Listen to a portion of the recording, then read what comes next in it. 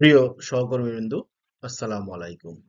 Shahjalal Islamic training একাডেমির পক্ষ থেকে আপনাদেরকে জানাচ্ছি আন্তরিক শুভেচ্ছা ও অভিনন্দন। আজকে আমরা মানি লন্ডারিং প্রিভেনশন অ্যাক্ট তথা ব্যাংকারদের জন্য একটি গুরুত্বপূর্ণ আইন নিয়ে আমরা আলোচনা করার চেষ্টা করব। ব্যাংকারদের জন্য কেন গুরুত্বপূর্ণ? বিকজ এই আইনের আন্ডারে ব্যাংকারদের জন্য কিছু সুনির্দিষ্ট ডিউটি এবং রেসপন্সিবিলিটির কথা বলা হয়েছে। আমরা ব্যাংকাররা যদি এই আইনের যে ডিউটি অ্যান্ড রেসপন্সিবিলিটি গুলো আমাদের উপর অর্পণ করা আছে এটা পরিপালনে ব্যর্থ হই, তাহলে প্রতিষ্ঠানের পাশাপাশি আমরা ব্যাংকাররাও সমবায়ে দায়ী হব। ব্যাংকারও আমরা শাস্তির সম্মুখীন হতে পারি। সো এই জন্য আমাদেরকে এই আইনের ইস্যুগুলোকে যথাযথভাবে যথাযথভাবে পরিপালন করতে হবে। তাছাড়া কোনো একটা ব্যাংক যদি মানি লন্ডারিং স্ক্যামে পড়ে যায়, কোনো একটা ব্যাংকের মাধ্যমে যদি মানি লন্ডারিং এক্সিকিউট হয়, তাহলে ব্যাংক বিভিন্ন ধরনের ঝুঁকির সম্মুখীন হতে পারে, যেমন reputation risk, operational risk, legal risk, concession risk. আমরা জানি শাহজালাল ইসলাম ব্যাংক মানি লন্ডারিং এবং সন্ত্রাসী অর্থায়ন প্রতিরোধে প্রতিশ্রুতিবদ্ধ। সুতরাং আমাদের প্রিয় ব্যাংকের মাধ্যমে যাতে কোনোভাবে মানি লন্ডারিং না হতে পারে, এই জন্য আমরা আমরা মানি লন্ডারিং প্রিভেনশন অ্যাক্ট 2012 এর অ্যামেন্ডমেন্ট 2015 এটার হিস্ট্রিটা আমরা দেখার চেষ্টা করব। এছাড়া কিছু ইম্পর্টেন্ট সেকশনকে আমরা দেখার চেষ্টা, এবং সেকশন 2 তে আমরা ডেফিনেশন দেখব, সেকশন 4 এ আমরা মানি লন্ডারিং এবং এর কারণে যে ভায়োলেশনের কারণে যে শাস্তি হতে পারে তাকে আমরা দেখব। সেকশন 5 এ আমরা ফ্রিজিং অর্ডার ভায়োলেশনের পানিশমেন্ট দেখব, তথ্য ফাঁস করে দেওয়ার পানিশমেন্ট দেখব আমরা। সেকশন 6 এ যদি মিথ্যা তথ্য কেউ প্রোভাইড করে তাহলে এটার শাস্তি কি হতে পারে আমরা দেখব সেকশন 8 এ। এবং সেকশন 23 তে আমরা দেখব বিএফও অর্থাৎ বাংলাদেশ ফিনান্সিয়াল ইন্টেলিজেন্স ইউনিটের পাওয়ার এবং রেসপন্সিবিলিটি। এই আইনে আমাদের জন্য সবচেয়ে গুরুত্বপূর্ণ যে সেকশন, সেকশন 25, অর্থাৎ রিপোর্টিং এন্টিটি তথা ব্যাংকের জন্য যে ডিউটি এন্ড রেসপন্সিবিলিটি, এটাকে আমরা দেখার চেষ্টা করব। অ্যাজ ওয়েল এজ প্রতিষ্ঠানের পাশাপাশি আমরা ব্যাংকাররাও দায়ী হব যে ইস্যুটা অ্যাড্রেস করা হয়েছে সেকশন 27 যদি আমাদের কোনো নেগলিজেন্সি থাকে এই আইনের অব্লিগেশন গুলো পরিপালনে। এছাড়া এই আইনের আন্ডারে যদি আমরা প্রপারলি অ্যাক্ট করি, প্রপারলি পারফর্ম করি, ডিউটি এন্ড রেসপন্সিবিলিটি এক্সিকিউট করি, তাহলে এই আইন আমাদেরকে সুরক্ষা দেবে যে ইস্যুটা অ্যাড্রেস করা আছে সেকশন 28 এ। সো আমরা একে একে সেকশন গুলোকে দেখার চেষ্টা করবো। ধর হিস্ট্রিকে আমরা দেখে দেন বাকি সেকশন গুলোতে আমরা যাচ্ছি। সো এই আইন দক্ষিণ এশিয়ার সর্বপ্রথম মানি লন্ডারিং প্রতিরোধ আইন, এটা বাংলাদেশ জারি করে 2002 সালে। তৎকালীন সময়ে এই আইনে মানি লন্ডারিং বলতে শুধুমাত্র বিদেশি অর্থ পাচারকে মানি লন্ডারিং বলা হতো। পরবর্তী ইন্টারন্যাশনাল স্ট্যান্ডার্ড গুলোর সাথে কোপ আপ করার জন্য, কনসিস্টেন্স করার জন্য এই আইনে আরো অ্যামেন্ডমেন্ট নিয়ে আসা হয়। অর্থাৎ এফএটিএফ এর রিকমেন্ডেশন গুলো যাতে প্রপারলি বাস্তবায়িত হয় সেজন্য বাংলাদেশ কাজ করছিল। এবং 2008 সালে যখন আর্মি সরকার আসে তখন অর্ডিন্যান্স জারি করা হয় এবং 2009 সালে এটাকে আইনে রূপান্তরিত করা হয়। পরবর্তীতে এপিজি কর্তৃক যে মিউচুয়াল ইভ্যালুয়েশন রিপোর্ট, এই ইভ্যালুয়েশন রিপোর্টের গ্যাপ গুলোকে আইডেন্টিফাই করে এগুলো মিটিগেট করার জন্য, লিগ্যাল ফ্রেমওয়ার্ককে শক্তিশালী করার জন্য 2012 সালে আমরা যে আইনকে এখন স্টাডি করছি তাকে ডেভেলপ এবং অ্যানেক্ট করা হয়। এবং 2015 সালে ভিএফআইইউ অর্থাৎ বাংলাদেশ ফিনান্সিয়াল ইন্টেলিজেন্স ইউনিটকে স্বতন্ত্র করে, ইন্ডিপেন্ডেন্ট করে, তাকে স্পেসিফিক ডিউটি এবং রেসপন্সিবিলিটি দিয়ে একটা অ্যামেন্ডমেন্ট নিয়ে আসা হয়, যে জায়গায় বাংলাদেশ ব্যাংকের স্থলে ভিএফআই স্থলাভিষিক্ত হয়। সো এই আইনের আন্ডারে আমরা যদি দেখি এই আইন পাশ হয়েছে বাংলাদেশ পার্লামেন্ট থেকে অন্যান্য আইনের মতোই। বাংলাদেশ গভর্নমেন্ট এটা গ্যাজেট জারি করে, গ্যাজেট জারি করা হয় 2012 সালের 16 জানুয়ারি। এই আইন ইফেক্টিভ হয় এবং এই আইনের আন্ডারে টোটাল 31টা সেকশন আছে। এই আইনের আন্ডারে বিএফও ন্যাশনাল এজেন্সি হিসেবে বা ন্যাশনাল সেন্ট্রাল এজেন্সি হিসেবে কাজ করছে। অর্থাৎ এই আইনকে এনফোর্স করা, এই আইনের ইস্যুগুলোকে প্রপারলি কমপ্লাই করছে না রিপোর্টিং এন্টিটি, এগুলোকে দেখভাল করার জন্য বিএফএ কে দায়িত্ব দেওয়া হয়েছে। এই আইনে ফার্স্ট অ্যামেন্ডমেন্ট 2015 সালে, যেটা আমরা অলরেডি আপনাদেরকে অ্যাড্রেস করেছি। আমরা বলছিলাম এই আইনে ব্যাংকারদের জন্য সবচেয়ে গুরুত্বপূর্ণ সেকশন 25, বিকজ এই সেকশনে ব্যাংকারদের উপর 4টা সুনির্দিষ্ট দায়িত্ব অর্পণ করা হয়েছে। অর্থাৎ ব্যাংকাররা যখন কাস্টমারকে সার্ভিস প্রোভাইড করছে, ওই কাস্টমারের কমপ্লিট এবং কারেক্ট ইনফরমেশন রাখতে হবে। অর্থাৎ আমি যে কাস্টমারকে সার্ভিস প্রোভাইড করছি তার সঠিক এবং পূর্ণাঙ্গ তথ্য আমাকে সংরক্ষণ করতে হবে। অর্থাৎ কাস্টমারকে আইডেন্টিফাই করা, ভেরিফাই করা, বেনিফিশিয়ারি ওনারকে আইডেন্টিফাই করা, ভেরিফাই করা, তার সোর্স অফ ফান্ড সম্পর্কে জানা, অথবা তার অ্যাক্টিভিটি অথবা ট্রানজেকশন সম্পর্কে প্রিডিক্ট করা এবং অ্যাকচুয়াল অ্যাক্টিভিটি কি হচ্ছে এটার ভিতরে গ্যাপ খুঁজে বের করা। এবং এই যে তথ্যগুলো আমরা সংগ্রহ করছি সিডিডি বা ইডিডির মাধ্যমে, এই তথ্যগুলোকে সংরক্ষণ করা। অ্যাকাউন্ট যতদিন আমি মেনটেন করছি ততদিন আমাকে এই তথ্যগুলো সংরক্ষণ করতে হবে। বাট অ্যাকাউন্ট যদি ক্লোজ হয়ে যায়, তাহলে ক্লোজ হয়ে যাওয়ার পরও আমাকে 5 বছর সংরক্ষণ করতে হবে। বিএফআইইউ অর্থাৎ রেগুলেটর চাওয়া মাত্রই অন ডিমান্ডে এগুলোকে সরবরাহ করতে হবে।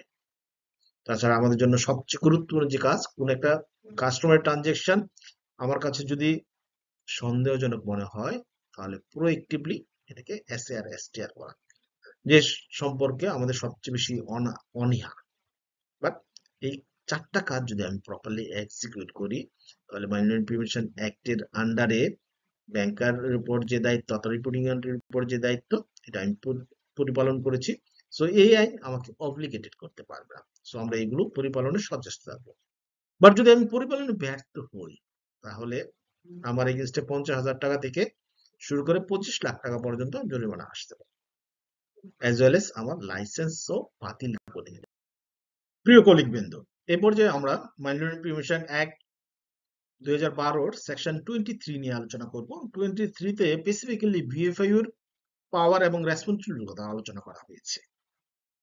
বিএফআইইউ এর পাওয়ার এবং রেসপন্সিবিলিটির দিকে যদি তাকায়, তাহলে বিএফআইইউ এর নিকট যে অ্যাকাউন্টগুলো সন্দেহজনক মনে হবে সেগুলোকে তারা ফ্রিজ করতে পারে।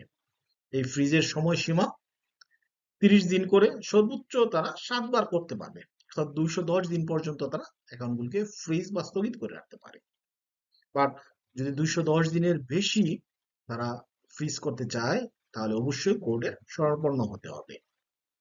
তারা বিভিন্ন সময়ে আমাদেরকে ইনস্ট্রাকশন দিচ্ছে বা রেগুলেটরি এজেন্সিগুলোকে ইনস্ট্রাকশন দিচ্ছে, এবং এই ইনস্ট্রাকশন পরিপালনে রেগুলেটরি রিপোর্টিং এন্টিটিগুলি বাধ্য।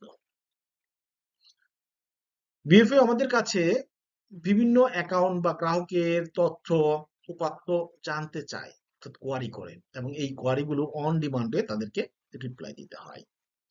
বিএফআইইউ নিকট আমরা সিটিআর সাবমিট করছি, এসএআর এসটিআর সাবমিট করছি। এগুলোকে বিএফআইইউ এর কাজ হলো রিসিভ করা, অ্যানালাইসিস করা এবং ডিসিমিনেট করা। সো বিএফআইইউ এগুলোকে ল এনফোর্সমেন্ট এজেন্সি নিকট ডিসিমিনেট করছে, প্রোঅ্যাক্টিভলি ফরেন এফআইইউ নিকটও এগুলোকে ডিসিমিনেট করছে। বিএফআইইউ এর অনেকগুলো রেসপন্সিবিলিটি, আরেকটা রেসপন্সিবিলিটি হলো সচেতন করা, রিপোর্টিং এন্টিটিগুলোর জন্য, রিপোর্টিং এন্টিটিগুলোর কর্মকর্তা কর্মচারীদের জন্য প্রশিক্ষণ সভা, সেমিনারের আয়োজন করা। এছাড়া রিপোর্টিং এন্টিটিগুলো তথ্যগুলো সঠিকভাবে দিচ্ছে কিনা বিএফআই কে, অথবা এই আইনের আন্ডারে প্রপারলি কাজ করছে কিনা, এগুলো বিএফআই ফিজিক্যাল ইন্সপেকশন অর্থাৎ শারীরিক ইন্সপেকশনের মাধ্যমে দেখে থাকে, যেগুলোকে আমরা সিস্টেম চেক ইন্সপেকশন বলে থাকি। অথবা এই আইনের কোনো ব্যাপ্তই হচ্ছে কিনা, বা এই আইনের আন্ডারে বিএফও এর যে জাতীয় তথ্য এগুলো সঠিকভাবে সে পাচ্ছে কিনা, বা রিপোর্টিং এন্ট্রির উপর যে দায়িত্ব এগুলোকে সে অর্পণ করছে কিনা, এগুলোকে দেখভাল করে এবং এর বিরুদ্ধে শাস্তিমূলক ব্যবস্থা নেয়। সেকশন 23 তেই বলা আছে, অর্থাৎ জাতীয় তথ্যগুলো যদি প্রপারলি প্রোভাইড না করে, অন টাইমে যদি না দেওয়া হয়, তাহলে প্রতিদিনের জন্য 10,000 এবং সর্বোচ্চ 5 লাখ টাকা জরিমানা হতে পারে। এছাড়া কোনো এন্টিটি যদি 3 টাইমস এর বেশি এই ধরনের পানিশমেন্টের সম্মুখীন হয়, তাহলে তার লাইসেন্স বাতিল হতে পারে, অথবা তার বোটের লাইসেন্স, অথবা তার এজেন্টের লাইসেন্স, অথবা তার সার্ভিস সেন্টারের লাইসেন্স বাতিল হয়ে যেতে পারে। অথবা যদি ভুল তথ্য দেওয়া হয় তাহলে 20,000 টাকা জরিমানা, সর্বোচ্চ 5 লাখ টাকা বড় জরিমানা হবে। সিমিলারলি এই ক্ষেত্রেও 3বারের বেশি যদি সম্মুখীন হয় লাইসেন্স বাতিল হতে পারে। অ্যাজ ওয়েল এজ বিএফএ এর কোনো ইনস্ট্রাকশন মানতে যদি ব্যর্থ হয় বা ফেলোর হয় রিপোর্টিং এন্টিটি গুলো, তাহলে তার বিরুদ্ধেও এই সিমিলার অ্যাকশন, অর্থাৎ প্রতিদিনের জন্য 10,000 এবং সর্বোচ্চ 5 লাখ টাকা, এবং 3 টাইমস এর বেশি যদি এক ইয়ারে এরকম ভায়োলেশন বা শাস্তির সম্মুখীন হতে হয় তাহলে তার লাইসেন্স বাতিল হয়ে যেতে পারে, সুপারিশ করতে পারে বিএফআই। সেকশন 2 তে এই আইনকে ব্যাখ্যা করার জন্য ডেফিনিশন গুলো দেওয়া আছে, অর্থাৎ এই আইনের আন্ডারে আমরা ইস্যুগুলোকে কিভাবে ইন্টারপ্রেট করব এই জন্য ডিফাইন করা আছে সেকশন 2 তে। এই জায়গায় money laundering, predicate offence, reporting organisation, suspicious transaction, এইগুলিকে ব্যাখ্যা করা হয়েছে। এরকম আরো সর্বমোট 32টা ডেফিনেশন এই জায়গায় অ্যাড্রেস করা হয়েছে। সো আমরা অন্য একটা ক্লাসে এই ডেফিনেশন গুলোকে ডিটেইলস আলোচনা করার চেষ্টা করব। বাট আমরা যদি সিম্পলি মানি লন্ডারিং বলি, মানি লন্ডারিং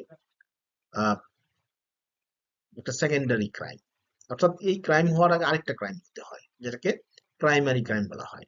তো প্রিডিকেট অফেন্স, অর্থাৎ প্রিডিকেট অফেন্স থেকে যে প্রসিড গুলো আসে, এই প্রসিড গুলোকেই সাধারণত লন্ডাররা ব্যাংকে অথবা ফাইন্যান্সিয়াল ইনস্টিটিউশনে প্লেস করার চেষ্টা করে, এগুলোকে লেয়ারিং করে ইন্টিগ্রেশনের মাধ্যমে কালো টাকাকে সাদা করার চেষ্টা করে।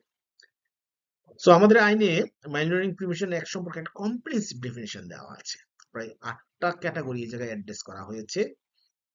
যে মানি লন্ডারিং সাধারণত লন্ডারিং কোন অ্যাক্টিভিটি হলে এটাকে লন্ডারিং বলা হবে, এসব অ্যাড্রেস করা হয়েছে।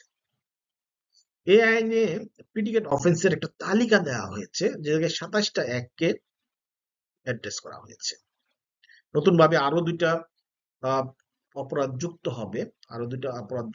হবে, যেটা সাইবার ক্রাইম এবং পর্নোগ্রাফি। এখন এটা গ্যাজেট হয়নি, গ্যাজেট হওয়া মাত্র আমরা এটাকে 29টা বলতে পারবো, আপাতত আমরা এটাকে 27টাই বলবো। কারাপশন এবং বাইবারি থেকে শুরু করে রেকেটারিং পর্যন্ত এগুলো আমাদের জানতে হবে যে কোন আইনগুলো প্রিডিকেট অফেন্স বা সম্পৃক্ত অপরাধ, অর্থাৎ কোন আয় থেকে অর্জিত অর্থ যদি এটা প্লেসমেন্ট লেয়ারিং ইন্টিগ্রেশন করা হয় এটাকে মানি লন্ডারিং বলা হবে। এই আইনের আন্ডারে রিপোর্টিং এন্টিটি, প্রায় 12 ধরনের রিপোর্টিং এন্টিটি বলা হচ্ছে। ব্যাংক থেকে শুরু করে আর্থিক প্রতিষ্ঠান, insurance, money exchanger, NPO, NGO, jewellery, real estate, TCSP এবং গেট কিপারদেরকেও এই আইনের রিপোর্টিং এন্টিটি হিসেবে আখ্যায়িত করা হয়েছে। সো আমরা একটু দেখে নিই যে এই আইনের আন্ডারে মানি লন্ডারিং কে অফেন্স হিসেবে আখ্যায়িত করা হয়েছে, এবং কেউ যদি কোনো মানি লন্ডারিং এক্সিকিউট করে তার শাস্তি কি। আমরা ব্যাংকাররা মানি লন্ডারিং করি না, বাট আমরাও এই শাস্তিতে পড়ে যেতে পারি যদি আমি সহযোগী হয়ে যাই অথবা সহযোগী হিসাবে প্রমাণিত হয়ে যাই। তাহলে কি শাস্তি আসতে পারে ইন্ডিভিজুয়ালের জন্য 4 থেকে 12 বছর এর জেল, অথবা যে অর্থ লন্ডার্ড হয়েছে তার দ্বিগুণ অথবা 10 লাখ টাকা, যেটা বেশি ওইটা জরিমানা আসতে পারে। অথবা যদি কোনো এন্টিটির বিরুদ্ধে এটা প্রমাণিত হয় তাহলে 2 গুণ অথবা 20 লাখ টাকা, যেটা বেশি এটা, অথবা এন্টিটির রেজিস্ট্রেশন বাতিলের জন্য সুপারিশ করতে পারে। এছাড়া আরো কিছু নন কমপ্লেক্স ইস্যুতে পানিশমেন্ট ইস্যু অ্যাড্রেস করা হয়েছে, যেমন আমরা যদি ফ্রিজিং অর্ডার করতে কমপ্লাই করতে ব্যর্থ হই তাহলে 3 ইয়ার জেল অথবা ইকুইভ্যালেন্ট মানি জরিমানা অথবা উভয়দণ্ড হতে পারে। আমরা যদি তথ্য ফাঁস করে দিই, এসএআর অথবা এস্টের তথ্য ক্লায়েন্টকে জানিয়ে দিলাম, অথবা কোনো ইনভেস্টিগেশন হচ্ছে ক্লায়েন্টকে এটা জানিয়ে দিলাম, তাহলে এটার এগেনস্টে আমার এগেনস্টে 2 বছরের জেল অথবা 50,000 টাকা জরিমানা অথবা উভয়দণ্ড হতে পারে। আমি মিথ্যা তথ্য প্রোভাইড করলাম, তাহলে এটার এগেনস্টে 3 বছরের জেল অথবা 50,000 টাকা জরিমানা অথবা উভয়দণ্ড হতে পারে। এছাড়া আমরা সেকশন 23, সেকশন 25 এ এন্টিটি এগেনস্টে পানিশমেন্টের ইস্যুটা দেখেছি, বাট এই এন্টিটির পাশাপাশি আমার বিরুদ্ধে অর্থাৎ এজ এ অফিসারের এগেনস্টেও পানিশমেন্ট আসতে পারে, এটা যদি কোনো তার নেগলিজেন্সির কারণে হয়, উইলফুল ব্লাইন্ডনেস এর কারণে হয়। এই ইস্যুটা সেকশন 27 এ অ্যাড্রেস করা হয়েছে। সেকশন 28 এ অ্যাড্রেস করা হয়েছে আমরা যদি এএন এর আন্ডার ইনস্ট্রাকশন গুলো প্রপারলি কমপ্লাই করি, আমি কাস্টমারের ইনফরমেশন গুলো যদি আমি বিএফআই বা অন্য রেগুলেটরকে দিয়ে দেই, প্রোএক্টিভলি দিয়ে দেই, আমার বিরুদ্ধে কোনো ধরনের অ্যাকশন নিতে পারবে না অন্য কোনো আইনের আন্ডারে। অর্থাৎ এই আইন আমাকে সেফ হারবার বা সুরক্ষা দেবে। সো এই ছিল আমাদের সার্বিক আলোচনা। এই স্বল্প সময়ের ভিতরে আমরা আমাদের গুরুত্বপূর্ণ ইস্যুগুলোকে তুলে ধরার চেষ্টা করেছি। তারপরেও আপনাদের কাছে যে ইস্যুগুলো আনএড্রেস আছে, আমাদের স্ক্রিনে দেওয়া নাম্বারে আপনারা যোগাযোগ করতে পারেন এটার ব্যাখ্যার জন্য। আমরা এগুলোকে আপনাদেরকে সর্বদাই সচেতন করার চেষ্টা করবো ইনশাল্লাহ। তো আবারও ট্রেনিং একাডেমির পক্ষ থেকে সবাইকে ধন্যবাদ জানিয়ে এই পর্যায়ে শেষ করছি। আসসালামু আলাইকুম ওয়া রাহমাতুল্লাহ।